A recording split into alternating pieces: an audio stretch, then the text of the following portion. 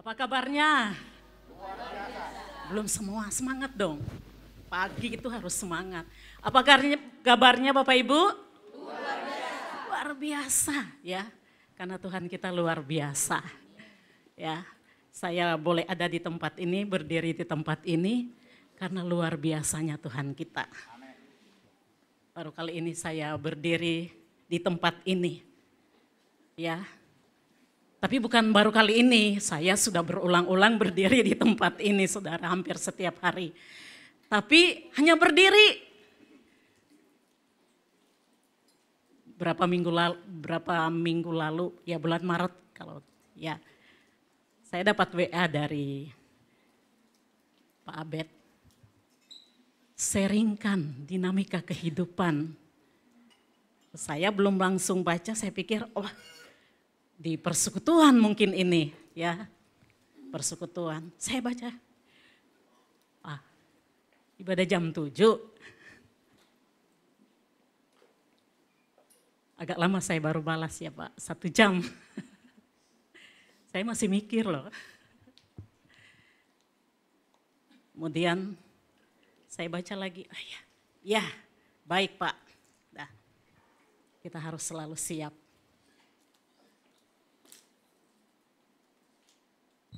Menyeringkan perjalanan hidup saya, saudara. Saya dari kecil sudah Kristen. Cucu pendeta juga, ya. Dari kecil sudah Kristen. Sekolah minggu. SMP, masuk SMP, SMA, udah Kristen. Tuhan izinkan saya sekolah Alkitab, ya, belajar tentang Tuhan. Kemudian di tempat ini kita diajarin masuk SPK. Sampai skripsi saya, saudara, berhubungan dengan SPK yang ada di tempat ini. Saya ingat skripsi saya itu ditantang oleh dosen. Ada satu dosen, dia apaan SPK? Karena memang SPK untuk di daerah Banten pertama-tama di Duta Garden. Ya. Ditantang apaan SPK gitu, saudara. Berjalan waktu kita masuk di, waktu saya ditantang itu ya saya tetap lakukan, saya tetap kerjakan gitu. Akhirnya saya diberi nilai dosen pembimbing saya A. Dia yang menentang SPK itu, dia memberi nilai saya skripsi saya. Kemudian kita masuk dalam persekutuan, pemuridan ya. Dalam pemuridan kita dibentuk, lahiriah kita dibentuk. Ya, seringkali saya stres, saudara. Semakin stres lagi, saya mengajar, saudara. Jadi fasilitator di tempat ini yang lebih membuat saya stres mengajar pada para jenderal, ya, para pimpinan di depan Ibu Meg lewat Zoom, CCRI namanya. Nah itu selalu diadakan hari Rabu. Hari Rabu kita pemuridan di kelas kami hari Rabu. Selesai pemuridan sudah harus langsung ke kantor buat Zoom. Betul-betul tapi saya memuji Tuhan, semuanya Tuhan membawa kita sampai ke tahap itu. Saya ingat Pak Abed bilang, dulu belum Pak Abed, Pak Andreas bilang,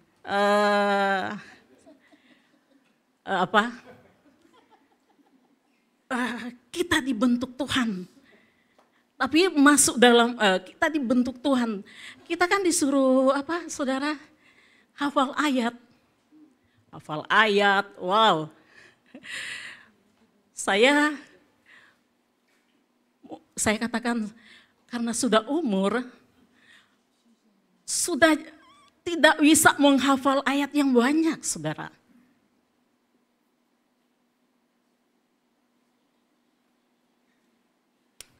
Bahkan kita kan kalau kita terlambat aja nggak bisa masuk, ya kan? Gak bisa masuk, harus susulan. Banyak hal. yang kita alami di saat itu. Tapi itu semua memang Tuhan izinkan kita mengalami akan hal itu. Saya baru mengerti, Pak Abed bilang itu untuk membentuk jiwa kita. Saya ingat Pak John juga yang di Bandung, dia katakan bagus dong kalian menghadapi itu. Jadi pada saat roh kita akan Tuhan mau bawa kita pada manusia roh, udah mudah gitu. Lebih mudah membentuk infrastruktur kita. Oh iya ya, seperti itu Mas dalam pemuridan. Wow, ini saya paling nantang saudara. Karena apa? Saya bingung. Gak usah pakai pikiran. Gak usah mikir. Gak usah mikir. Pakai hati. Yesus aja. Oh, gimana Yesus aja? Tapi saya memuji Tuhan saudara. Setiap kali persekutuan, pertama kali persekutuan dengan hamba Tuhan dari Cimahi, anak kecil. Dia katakan begini, Ibu telah dipilih Tuhan dari semula. Tapi Tuhan Yesus ada di depan Ibu, tapi Ibu tidak meresponi. Tuhan Yesus sedang begini kepada Ibu, mau peluk Ibu, tapi Ibu tidak meresponi. Dia bilang, Yesus belum ada dalam hatimu. Saya bilang, ini saya dari kecil Kristen. Kok Yesus belum ada dalam hatimu? Saya sudah sekolah Alkitab, Yesus belum ada dalam hatimu. Saya enggak terima saudara. Tapi saya diam-diam aja. Begitu dalam setiap persekutuan seperti itu. Para hamba-hamba Tuhan, teman-teman dalam persekutuan yang dipakai Tuhan, yang diurapi oleh Tuhan, ya mereka dikasih Tuhan penglihatan selalu seperti itu. Yesus ada di depanmu, tapi engkau tidak punya tidak ada gairah untuk menyambut Yesus. Saya bergumul, Tuhan, tapi Tuhan memang ingatkan ke saya, kembali ke cinta yang mula-mula itu terus yang, kenapa? Tapi saya bertanya, bagaimana saya kembali ke cinta yang mula-mula? Jawabannya nanti Tuhan aja yang lakukan. Waduh, kembali setiap waktu Tuhan selalu kembali ke cinta yang mula-mula. Berarti saya sudah tinggalkan cinta mula-mula. Saya sempat bertanya bagaimana caranya. Tapi jawabannya nanti Tuhan aja yang akan melakukannya. Kemudian Bapak Ibu, apa yang saya lakukan? Oh, saya mau kembali ke cinta yang mula-mula. Saya mulai belajar lagi.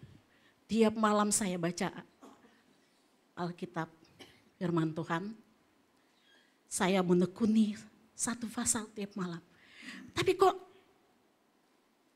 kayaknya kosong. Saya nggak ngerti apa-apa. Begitu juga. Karena saya dulu pendoa ya, suka doa. Saya mau lakukan lagi itu. Tapi bukan itu, Tuhan bilang bukan itu. Melakukannya secara lahiriah. Bukan itu. Terus Tuhan gimana? Bukan 1 tahun 2 tahun saya saudara masih. Apa Tuhan? Walaupun banyak hal yang Tuhan sudah tunjukkan. Yang terakhir ada hamba Tuhan dari kita yang bilang, Tuhan Yesus ada di depanmu. Di depanmu membawa bunga dan sudah berlutut memberi kasih ke saya. Tapi saya enggak ada respon, saya cuma lihat. Gimana ini Tuhan? Cuma lihat begitu aja.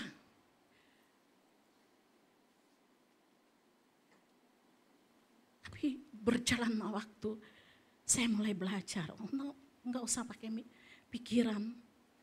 Pokoknya buka hatimu. Menyerah kepada Tuhan, saya menyerah Tuhan. Tuhan bilang, kembali ke cinta yang mula-mula, itu terus. Saudara, akhirnya satu waktu saudara, saya pikir saya baik-baik saja. Saya pikir saya orang yang luar biasa. Ya. Saya pikir saya hamba Tuhan yang setia. Satu waktu Tuhan datangi saya. Saya seperti film. Tuhan datangi saya. Dan dia perlihatkan kepada saya bagaimana saya usia 5 tahun, saudara. 5 tahun, jadi saya lihat kok saya 5 tahun. Tuhan bawa saya, perlihatkan ke saya bagaimana saya usia 5 tahun itu. Seperti itu. Dan saya pernah ingat sebelum saya melanjutkan apa yang Tuhan kerjakan dalam diri saya. Saya ingat Pak Abed waktu menyampaikan khotbah ke cinta yang mula-mula. Dan Pak Abed bilang, coba kamu ingat bagaimana waktu kamu cinta Tuhan pertama kali. Ingat. Saya ingat. Iya ya. Waktu saya jatuh cinta sama Tuhan. Di usia anak SMP. Saya nggak mikir saudara. Kayaknya wah hati ini mengebu-ngebu di hadapan Tuhan, menyala-nyala bahasa sekarang, gas terus, menyala-nyala saudara. Saya bilang iya ya, sudah lama saya tidak mengalami seperti itu. Saat Tuhan datangi saya dengan petunjuknya itu saudara, saya lihat, saya anak kecil, 5 tahun.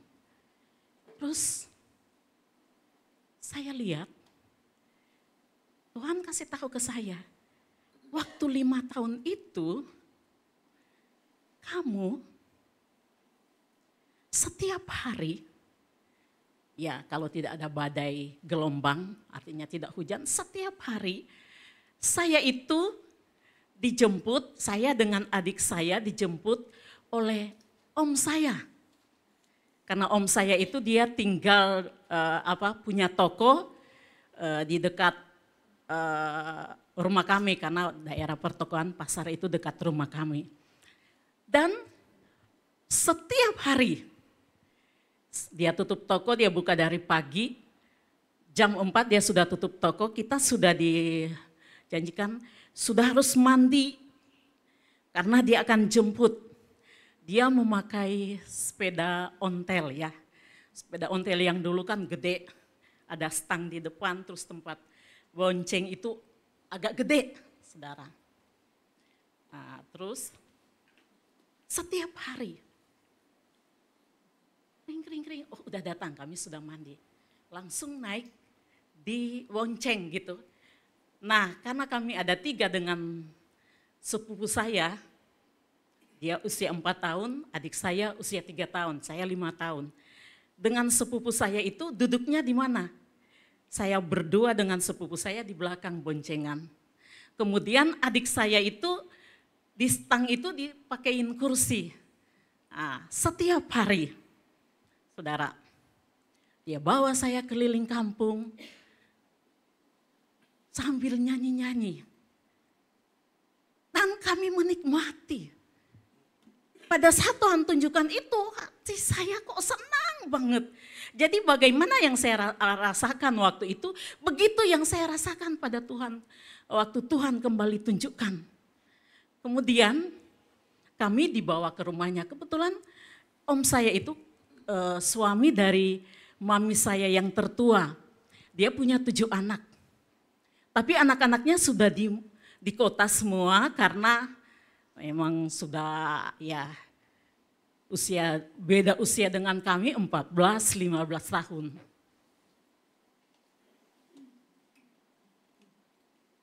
Kemudian saudara-saudara, selesai keliling kampung, langsung ke rumahnya. Kami itu dijadikan seperti anak, karena dia anak-anaknya sudah nggak ada di rumah gitu. Jadikan seperti anak, kami itu disayang, dicinta. Waktu Tuhan memberitahu kepada saya, engkau dicintai. Walaupun ayahmu, Tuhan buka. Ayahmu tidak dapat memberikan kasih sayang itu kepadamu karena dia diikat oleh kuasa gelap. Tetapi aku yang memberikan kasih sayang itu lewat kamu itu.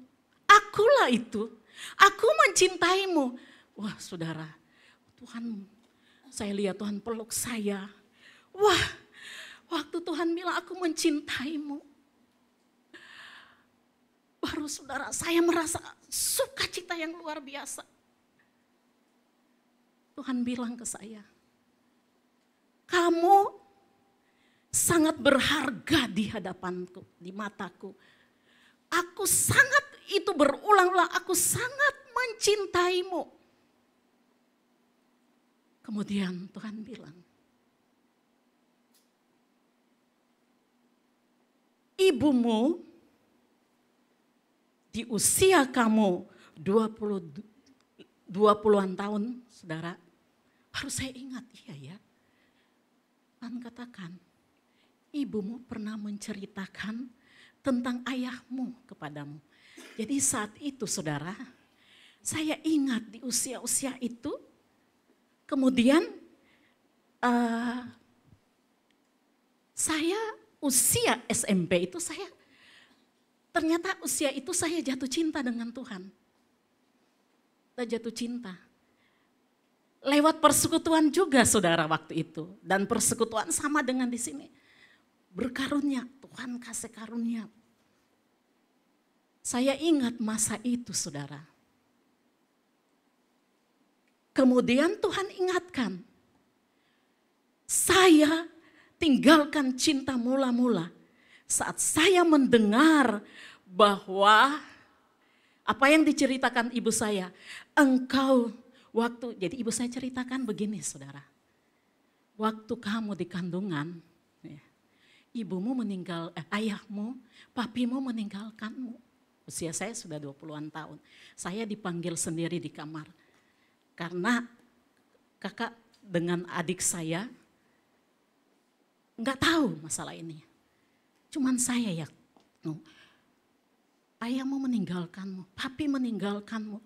Dia datang, dia balik lagi karena dia punya will di Jakarta. Jadi papimu meninggalkanmu.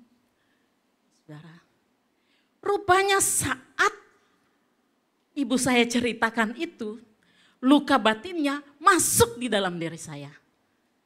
Itulah yang membuat saya kehilangan cinta mula-mula. Saya katakan, saya tidak dicintai ayah saya. Saya tidak dicintai oleh papa saya.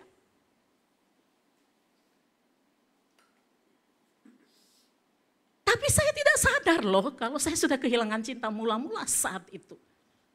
Saya berpikir saya masih ada dalam jalurnya Tuhan. Ternyata waktu itulah saya meninggalkan cinta mula-mula. Kalau tadinya hubungan saya dengan Tuhan, hubungan percintaan. Wah, kenapa saya bilang hubungan percintaan? Saya nggak mikir waktu itu saudara. Waktu saya jatuh cinta sama Tuhan. Saya nggak mikir. Saya ingat ibu saya sampai dikucilkan di gereja sebagai majelis ya mas. Dikucilkan karena kami dikatakan sudah sesat. Mengikuti persekutuan itu dikatakan sudah sesat. Dan kami adakan persekutuan itu Bapak Ibu seminggu 3 kali. Itu dari rumah ke rumah. Di desa itu kan belum ada listrik. Ada listrik tapi dia cuma dari jam 6 sampai jam 10 listriknya. Jadi gelap. Tapi begitu antusias, begitu bergairah saya mengikuti persekutuan itu, saudara. Rasanya nggak mau pulang. Setiap ibadah rasanya, setiap persekutuan itu rasanya nggak mau pulang. Kalau pulang pun itu di jalan berkumpul, menceritakan apa yang Tuhan nyatakan, apa yang Tuhan sampaikan, menyatakan bagaimana yang saya alami. Wah, kami masih SMP tapi ikut dengan mami gitu. Nah, sampai Bapak Ibu saya di sekolah suka dipukul guru. Karena guru-guru kami itu tidak mau kami ikut persekutuan. Kebetulan di kelas saya itu ada 3 kami. Dan pukul pakai apa, saudara? Pakai penggaris yang gede begini, panjang. Pukulnya di mana? Di sini. Tapi kami tidak ada rasa marah, heran saudara. Tidak marah sama sekali. Mereka tidak izinkan kami ikut persekutuan itu. Malum di daerah kan gereja suku itu sangat besar. Mereka tidak izinkan, jadi kamu semalam pergi? Iya, dipukul. Tapi kan tidak seperti sekarang. Kalau sekarang guru pukul murid berhadapan dengan KPAI ya. Nah, berhadapan dengan sidang, saudara, diadili. Tapi dulu kan belum ada itu. Guru mau bikin apa sama anak-anak murid-muridnya, enggak ada yang orang tua berani. Nah waktu itu seperti itu saudara, dan kami tidak ceritakan sama orang tua, karena apa? Kami juga tidak takut, kayaknya wah bergairah terus ikut. Dan tempat persekutuan itu jauh-jauh saudara, ada kalanya di desa sebelah. Kami harus jalan kaki, saudara jalan kaki. Malam-malam jalan kaki. Berapa kilo itu saudara? Karena zaman itu tahun saya usia 25 tahun, sekarang saya belum, usia SMP saudara 15-16 tahun begitu. Itu saudara belum ada kendaraan yang ramai seperti sekarang, ada angkot. Harus jalan kaki naik turun gunung kalau ke kampung sebelah. Tapi saya itu bergairah. Rupanya itu tuh cinta mula-mula. Tuhan ingatkan itu cinta mula-mula. Pak Abed bilang coba ingat cinta yang mula-mula. Saya cari ingat, iya saya. Tetapi pada saat Tuhan bukakan itu, baru saya, oh iya ya, dulu saya nggak pernah khawatir, nggak pernah takut. Kayaknya masa depan nggak dipikirkan dulu saudara. Mau jadi apa? Nggak pernah dipikirkan, dipukul nggak dipikirkan. Malah kami itu bertiga kalau sudah keluar sekolah, jalan bareng sambil cerita. Menceritakan juga apa? Tuhan itu bukan menceritakan Bapak itu yang mukul kita nggak ada rasa marah kepada Bapak itu. Saudara, wah ini tuh cinta mula-mula. Makanya Tuhan bilang, Ester kembali ke cinta yang mula-mula. Cuma itu saya bagaimana Tuhan? Ternyata yang membuat saya tinggalkan cinta mula-mula, karena luka batin dari ibu saya masuk ke saya. Saya pikir saya berulang kali dibebaskan di SPK. Tapi bahkan di pemuridan dibebaskan. Tapi baru saya, dan waktu saya terbangun hari itu saudara, apa yang saya alami dulu itu, pokoknya ikut persekutuan sudah tidak seperti sebelumnya. Dulu kan saya ikut persekutuan, aduh nanti saya ditegur lagi gitu. Apa yang akan disampaikan? Terus padahal saya dapat banyak, cuma nggak bisa masuk. Tuhan mau hubungan kita dengan Dia, percintaan. Waktu Tuhan bilang, aku mencintaimu. Saya nggak respon. Ya saya juga mencintaimu, tapi mencintai ini saudara. Selalu bilang buka hati, Esther buka hati. Ya saya buka hati toh. Karena ternyata ada kepahitan di dalam diri saya. Setan itu begitu mencengkram saya dalam soal kepahitan. Padahal saya sudah nggak ingat sih. Nanti Tuhan bukakan itu, oh iya, iya. Dan saya bergembira sekali. Saya bayangkan 53 tahun lalu Tuhan ingatkan ke saya. Tuh, tunjukkan ke saya. Jadi saya lihat, oh saya umur 5 tahun seperti itu ya. Dan mulai saya merasakan luar biasa. Gak lagi seperti memikir, stres.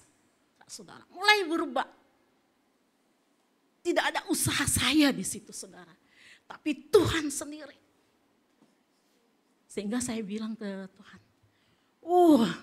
saya paling dicinta di antara banyak orang. Dan hari ini seperti Yoel bilang, saya nggak paling dicinta Tuhan daripada saudara. Hari ini saya bilang, Yoel, saya lebih dicinta Tuhan daripada saudara-saudara semua.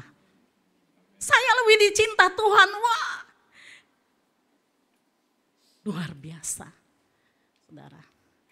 Sebab itu pagi hari ini kita buka di dalam Wahyu 2.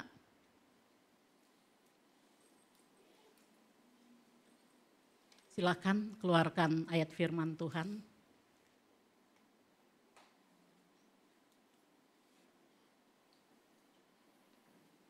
Ya, Wahyu 2 ayat 1 sampai 5. Saya minta tolong satu orang bacakan ya. Maria boleh.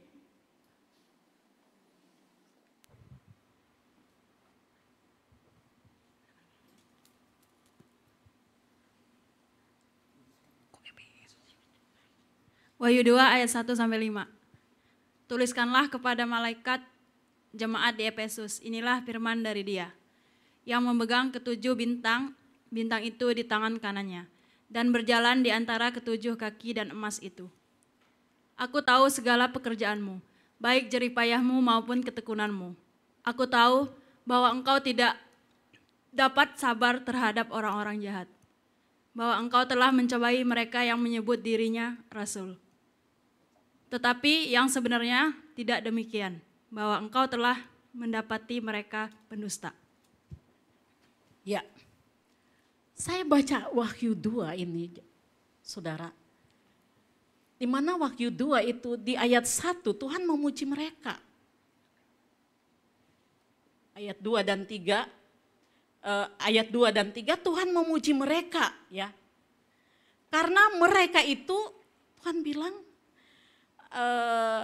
mereka itu aku tahu segala jeripayah, segala pekerjaanmu baik jeripayahmu. Jemaat di Efesus itu saudara, mereka orang-orang yang luar biasa. Di Efesus itu saudara adalah satu kota pelabuhan ya di sana. Dan sangat terkenal pelabuhan di sana. Dan di sana begitu banyak hamba-hamba Tuhan, rasul-rasul Tuhan yang ada di sana. Salah satu Paulus ada di sana, Timotius ada di sana, bahkan Rasul Yohanes ada di sana. Dan dikatakan bahwa mereka itu sungguh-sungguh berjeripayah melayani Tuhan. Mereka orang-orang yang luar biasa melayani Tuhan. Karena mereka diperhadapkan dengan ada Dewi di sana saudara. Dewi itu Dewi Artemis ya. Dan Di sana orang-orang itu harus menyembah itu mereka, pimpinan mereka. Ya. Artinya mereka itu harus tunduk kepada raja di sana. Harus tunduk kepada raja dan mereka itu tidak melakukan itu. Mereka itu begitu bersemangat di hadapan Tuhan, saudaraku. Makanya Tuhan bilang, aku tahu jeripayamu melayani Tuhan. Bahkan mereka di kota Efesus itu penuh banyak berhala-berhala, tukang sihir. Tapi mereka itu, saudara, betul-betul mereka menjaga iman mereka. Mereka berjuang melakukan hal-hal yang dikehendaki Tuhan. Tapi apa yang Tuhan bilang? Pertama Tuhan puji, saudara. Tetapi Tuhan bilang, aku mencela engkau dalam ayat 4. Aku mencela engkau karena engkau telah meninggalkan kasih mula-mula. Orang yang begitu hebat, mereka melayani hamba-hamba Tuhan. Kalau zaman sekarang bilang hamba-hamba Tuhan yang dipakai Tuhan luar biasa. Bahkan mereka mendapat tantangan. Tapi mereka begitu berapi-api. Tapi Tuhan bilang, aku mencela engkau karena engkau telah meninggalkan cinta mula-mula. Meninggalkan, saudara. Tapi mereka tidak sadar. Waktu Tuhan katakan bahwa engkau harus kembali ke cinta mula-mula. Berarti saya sudah meninggalkan cinta mula-mula. Wow, saudara.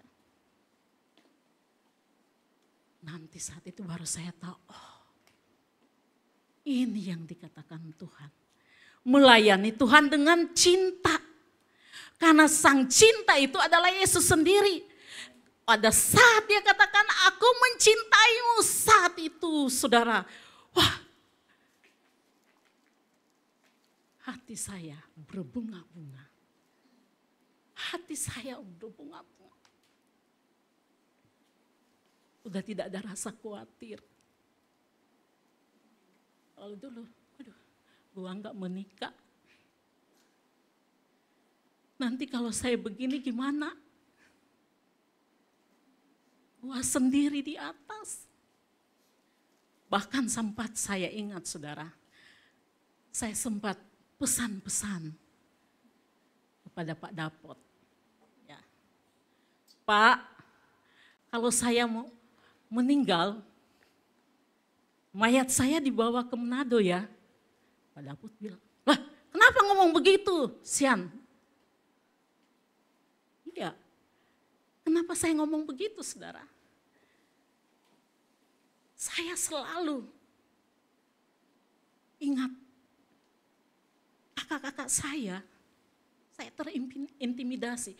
Kakak saya 2, saudara, di atas, itu mati muda. Nah, usia saya seperti mereka. Jadi, akibat hipertensi. Jadi saya, karena kan kita udah belajar kedokteran bilang itu salah satu gen juga ya. Nah, kedokteran bilang. Jadi saudara, saya itu terintimidasi terus, kamu akan mati muda. Karena memang tekanan darah saya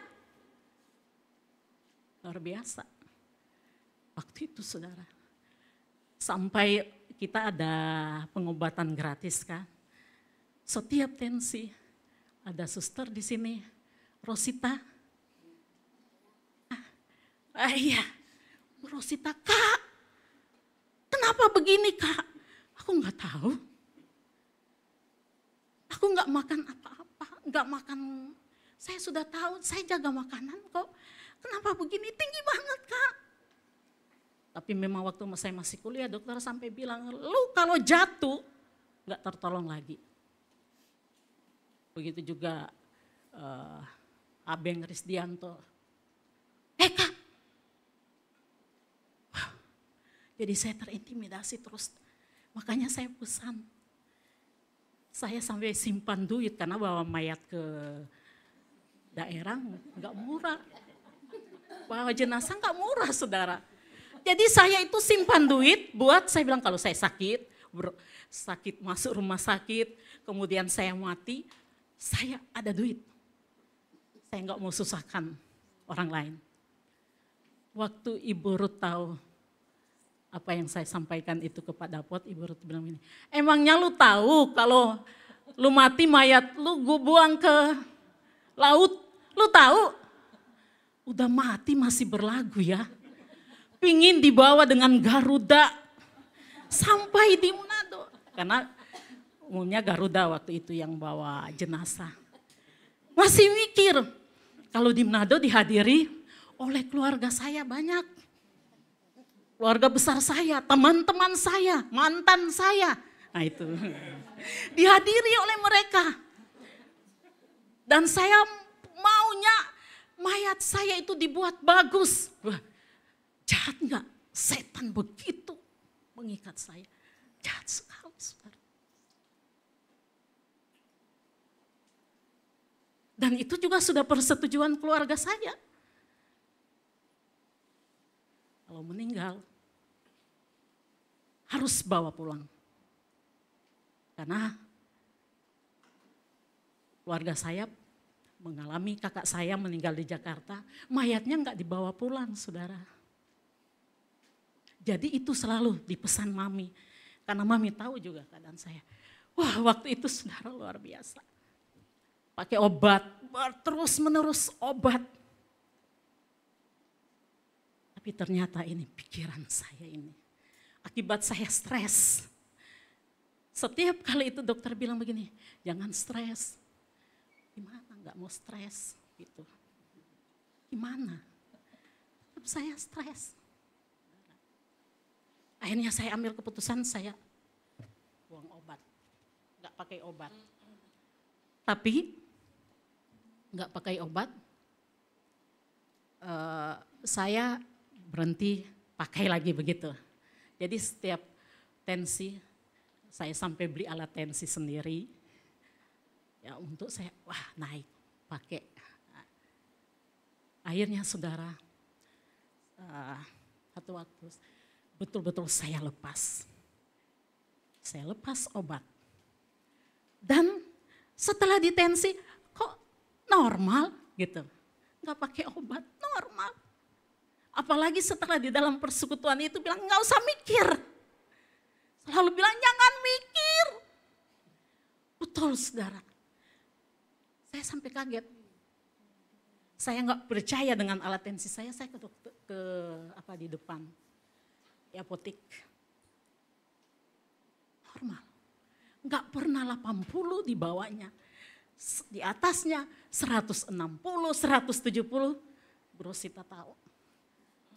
Di bawahnya itu selalu 100, bahkan pernah 100 lebih ya. Tapi waktu itu, 80, 130, kemudian 120. Luar biasa. Dan sudah tenang kan pikiran, ternyata stres itu membuat kau sakit. Makanya jangan stres. Hati yang gembira adalah obat. Karena stres. Saudara, dalam Tuhan tidak ada hal yang tidak mungkin. Walaupun itu keturunan. Saudara. Kemudian selain itu saudara. Tuhan mengingatkan saya, jangan malas olahraga. Nah, saya mager dulu. Saya mulai olahraga. Sampai saat ini setiap hari kalau tidak ada ombak dan gelombang, badai dan gelombang saya nggak olahraga. Tapi kalau baik-baik, keadaan cuacanya baik, nggak ada hujan, jalan pagi. Minimal 1 jam. Ya. Minimal 1 jam. Dan setiap kali saya keluar dari jalur cinta, mulai mikir lagi, ambil lagi, sudah serahkan ke Tuhan, saya ambil lagi.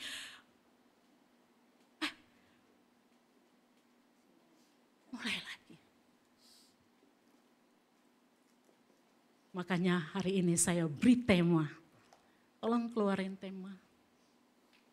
Dihidupi sang cinta.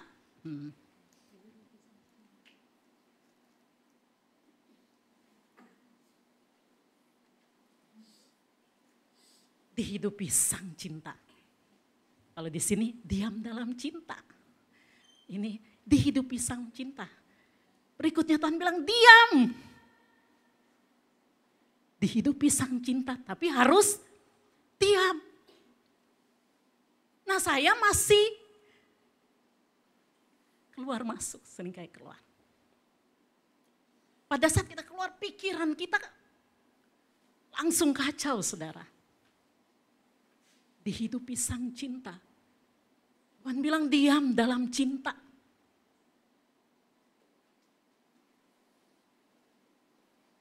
Wah luar biasa. Jadi saudara saya lagi bercinta dengan Tuhan sekarang. Hati saya lagi berbunga-bunga dengan Tuhan. Mau bilang apa kek? Kalau dulu mau bilang begitu. Lalu dikatakan kamu begini. Langsung, saya sampai dimarah. Betul-betul Tuhan pakai Pak Abed untuk menegur saya. Ya. Dihidupi sang cinta. Hidup kita ini dihidupi sang cinta. Sang cinta itu yang hidup di dalam hidup kita. Orang kalau jatuh cinta gimana Bapak Ibu? Jangan bilang saya nggak ada cinta. Wow, saya jatuh cinta gimana? Seperti Pak Abed kemarin. Masih disimpan apa kartu yang dikasih oleh sang mantan pacar. Masih disimpan, dikeluarkan hari Minggu. Itu orang jatuh cinta berbunga-bunga. Berbunga-bunga orang jatuh cinta semuanya kelihatan indah. Begitu waktu kita jatuh cinta dengan Tuhan, semuanya kelihatan indah. Orang yang jatuh cinta dia bergairah. Anak-anak muda yang sedang jatuh cinta. Mana sih? Trisi. Wah pasti bergairah. Bergairah kan?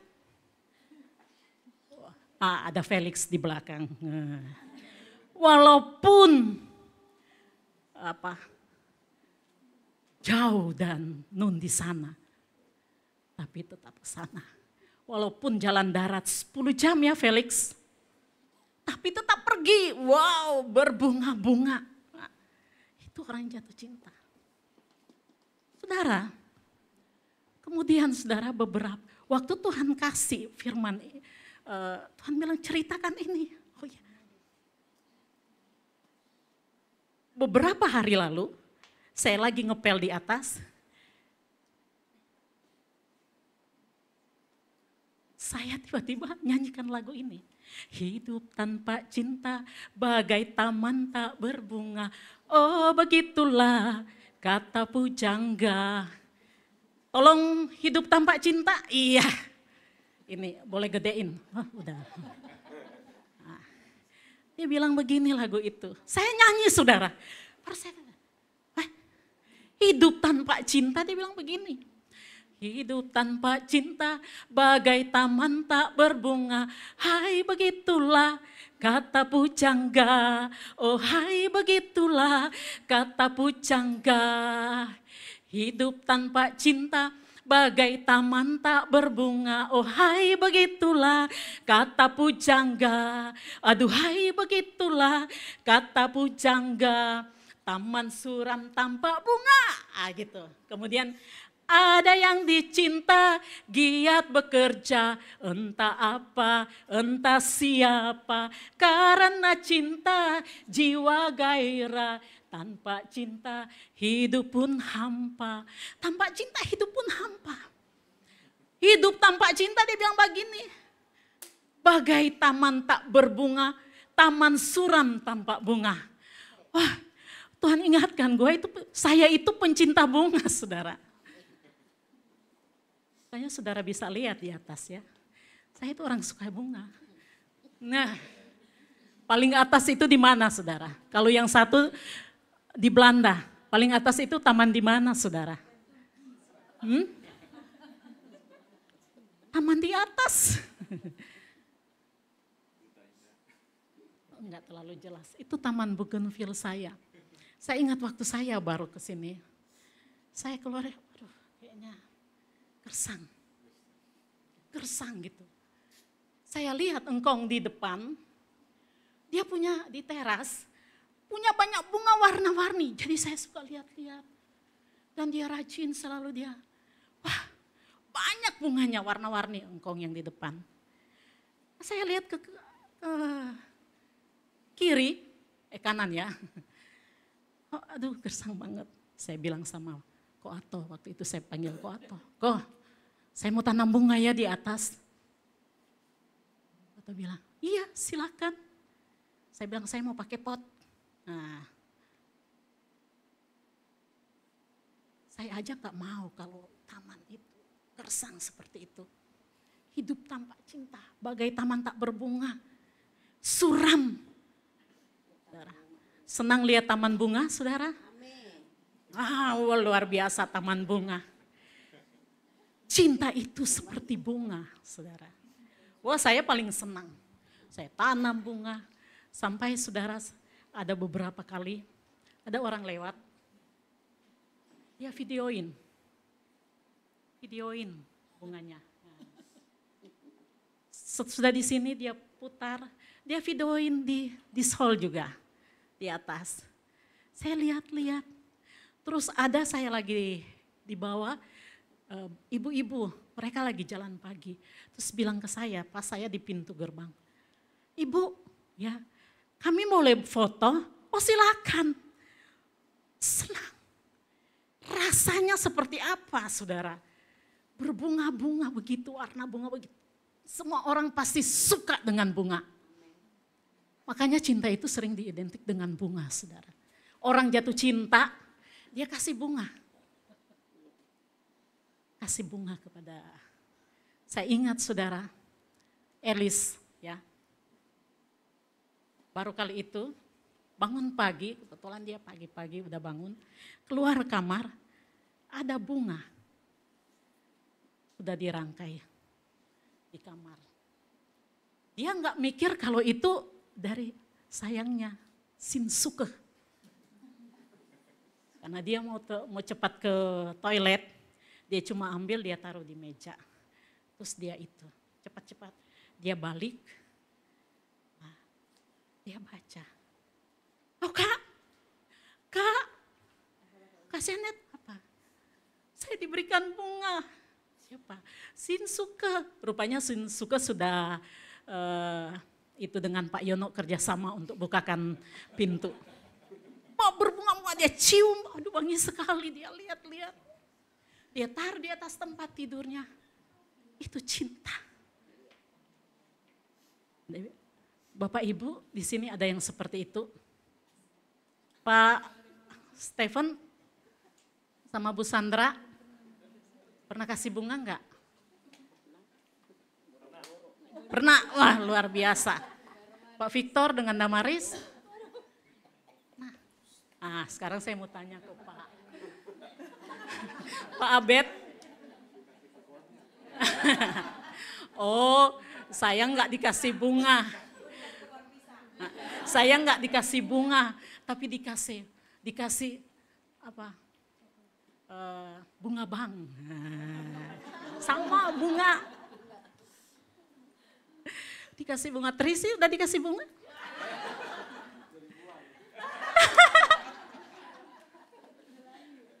Dan itu disimpan saudara.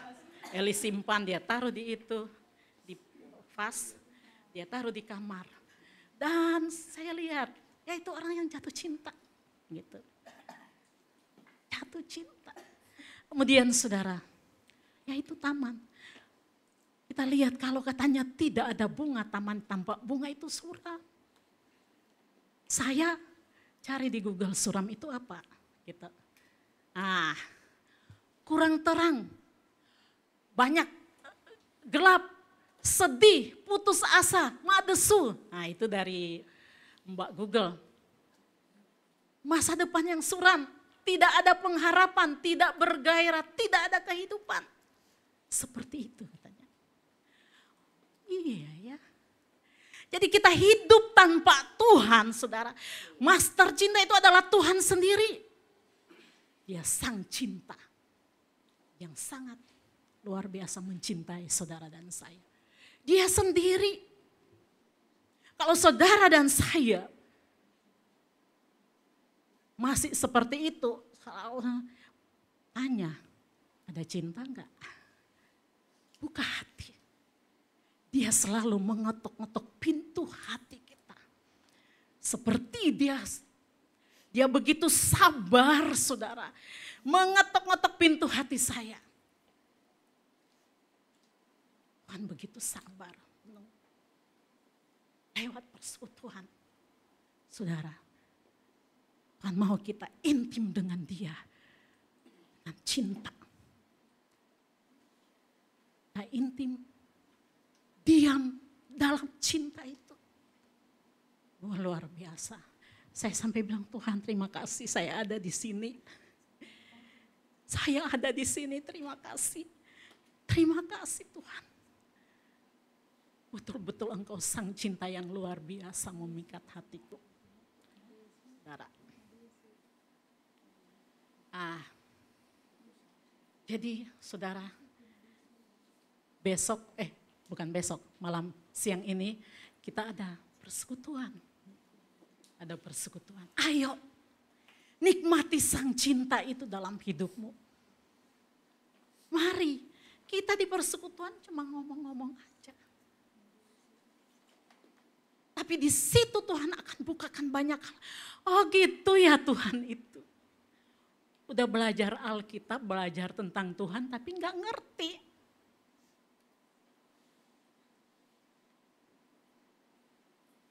Karena hubungan kita dengan Tuhan adalah hubungan percintaan. Hubungan percintaan dengan Tuhan itu hubungan percintaan saudara. Karena dia sebagai mempelai pria, dia akan menjemput kita sebagai mempelai perempuan. Semuanya di sini jadi perempuan. Hanya saudara buka hatimu. Tuhan mau masuk. Ayo datang di persekutuan. Ini saya enak. Turun ke bawah langsung di persekutuan. Dulu jalan saudara. Jalan berkilo-kilometer ini. Wadah yang Tuhan kasih kepada kita. Untuk dia menyatakan cintanya. Ayo persekutuan, ikut persekutuan saudara.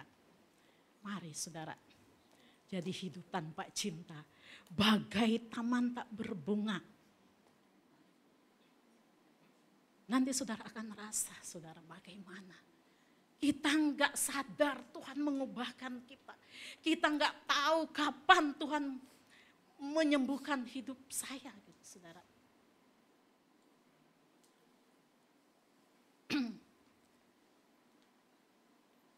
Oleh sebab itu mari saudara saya mau kita mau nyanyikan satu lagu. Ya. Jangan bilang lagu ini lagu dunia.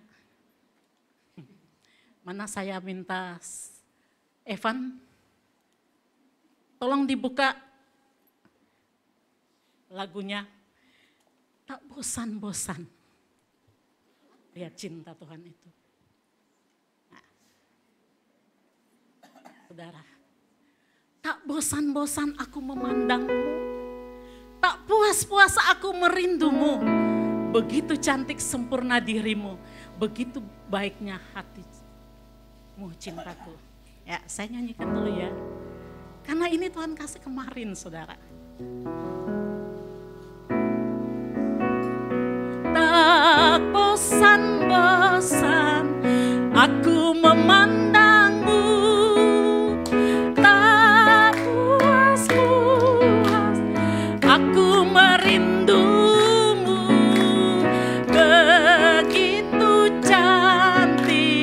Sempurna dirimu, begitu baiknya hatimu cintaku. Ini perkataan laki-laki kepada pacarnya perempuan. Tapi Tuhan bilang begitu juga saya, gak bosan-bosan. Dia gak bosan memandang saudara dan saya. Boleh juga pemusik bisa naik, kita joget bersama. Berdiri saudara.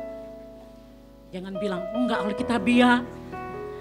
Saudara, Tuhan pakai para pujangga-pujangga itu orang-orang yang apa?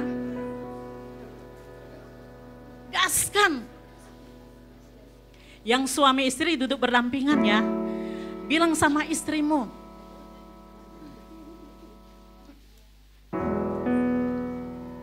Kita nyanyi bareng. Tak bosan-bosan aku memandangmu. Dia tak bosan. Tak puas-puas aku merindumu. Begitu cantik sempurna dirimu. Begitu baiknya hatimu cintaku. Luar biasa. Saya tadi bilang sama Ibu Ruth, Bu, saya mau dangdutan ya di atas. Nah itu yang Tuhan kasih. Saya baca kata-katanya. Wow. Tuhan seperti itu, dia gak bosan-bosan memandang saudara. Makanya dia selalu ayo persekutuan. Tak puas-puasnya aku merindukanmu. Dia sedang merindukan engkau dan saya. Dia lebih rindu saudara, dia gak bosan apapun keadaan kita saudara. Kita orang jahat di hadapan Tuhan. Kita penuh dosa tapi dia bilang tak bosan-bosan aku memandangmu. Tak puas-puas aku merindukanmu. Begitu cantik sempurna dirimu. Lah, begitu cantik sempurna dirimu. Begitu baiknya hatimu, cintaku. Ulang satu kali. Tak bosan-bosan Yesus memandangku. Tak puas-puas Yesus merindukanmu. Begitu cantik sempurna dirimu. Begitu baiknya hatimu cinta. Sekali lagi. Tak bosan-bosan Yesus memandangmu. Tak puas-puas Yesus merindumu. Begitu cantik sempurna dirimu. Begitu baiknya hatimu cintaku. Hey. Silakan duduk. Jadi sebentar, jam 11, habis ibadah 2. Ayo, Tuhan mau memandang kita. Tuhan merindukan kita saudara. Dia bilang dia begitu cantik, sempurna. Karena dia menciptakan kita segambar serupa dengan dia. Kamu sempurna. Aduh, aku gak layak. Tuhan sudah selesaikan di atas kayu salib. Dia katakan sudah selesai. Dia rela menebus, makanya ayo cintaku. Ayo. Jadi jam 11 selesai ibadah 2. Mau makan bersama di atas, kita persekutuan.